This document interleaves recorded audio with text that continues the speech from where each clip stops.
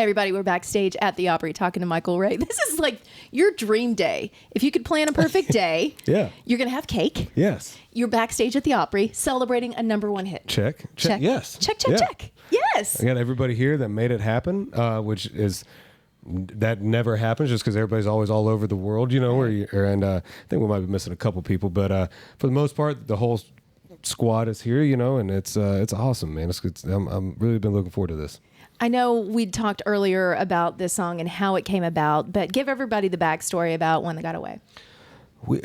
I had my record technically finished, and we were just missing something, and so in the middle of this record is when I changed management, and you know there's a lot of changes that were going on, and they trusted my opinion and agreed with me that it didn't feel like it was quite finished yet. And I needed that song that was a hit at radio, but also a hit live. And that's not always the case. No, that's hard. And so it is. It's very hard. And it's very hard to write. It's very hard to get a song like that pitched to you. Because, and so we heard One That Got Away, and I was like, this is it. Right. And, I said this earlier. Was the One That Got Away was that song that I needed not only for this record but for my career, for where I was at in my career, but also for us to be able to later on release Her World or Mine. And so One That Got Away has played a crucial part in my career.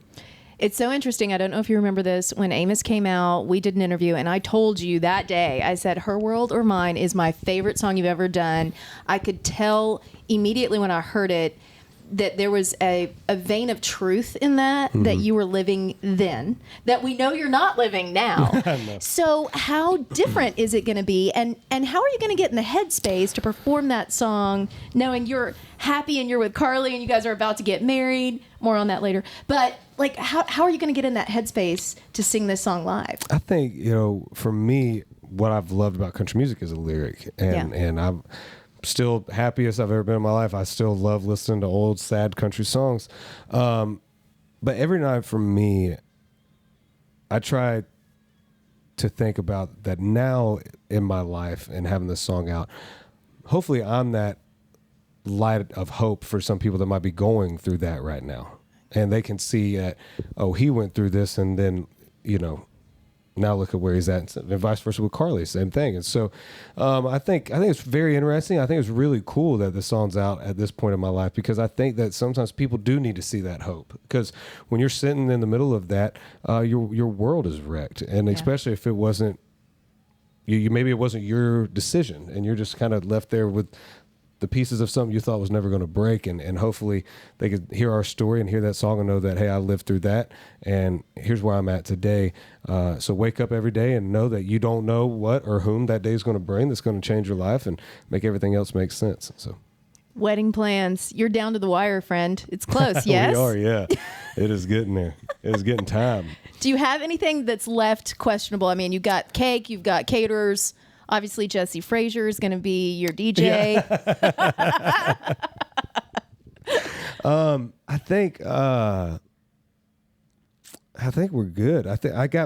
So I told Carl, I said, listen, here's what I got. Some of my boys from down home in Florida. That's my groomsmen. I got some of my band, and I said, we need to make this as simple as possible. Like, I don't want them to technically look like an Olive Garden waiter, but like if they kind of might have that in the back of their closet, let's stick with that with some nice shoes, And so she's like, I got that. And so we've been, I think I got to get shoes for them. Okay.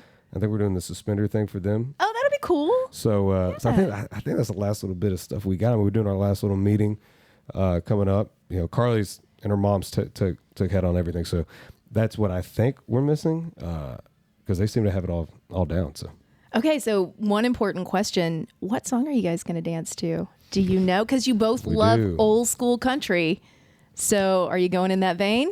We both assumed we would. And we were talking about it, and there was just really nothing that was like popping off, in either one of our minds. I was like, hey, yeah, this one or that one. And I played St. Jude show with Randy Owen and Clint Black and Jake Owen. And Jake played a song called Made for You. And so on stage, there's a guy in the crowd later on that gave me crap. He's like, saw you texting. I was like, I was texting my fiance about a song because I didn't want to forget it. Jake played Made for You, and I was like, holy crap, this is it. And so I just texted her, Jake Owen Made for You, which is a very weird text to get. And so the next day I played it for her, and she was like, oh yeah, this is our song. And then I played a show with Jake the following week in Arizona and asked him if he would play it. So he's actually playing our first dance. That's so awesome. Yeah. Very cool. Yes, we're excited. It's all the moments throughout is going to be some cool original songs. So. Oh, I'm so happy for you. And then you guys get some time off, and then you're right back in it again. Third album, you said you're already in the writing process for it? Well, I am. Yeah, we actually cut 2 sides already. Working with Ross Copperman on this record. He's a good guy.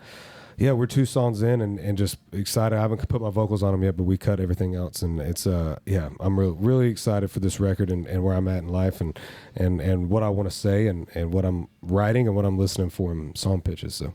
One thing I have to ask before I let you go, whenever I talk to you, it really strikes me. There are certain people in this industry that I can talk to and I'm like, okay, they understand the business side of this. There are people that are artists and are amazing and lovely, but they don't get the business side. You have a business mind. Have you sat down and laid out the plan? Because I feel like you understand this, and I don't want to say methodical in a bad way, but you're very methodical about what needs to happen next to get to the next level. Yeah, in some ways I am. In some ways, I got a great team around me that allows a lot of that stuff to be guided through, and a lot of crazy ideas that I might call, Buffy at midnight and go, "Hey, got this idea." She's like, "No."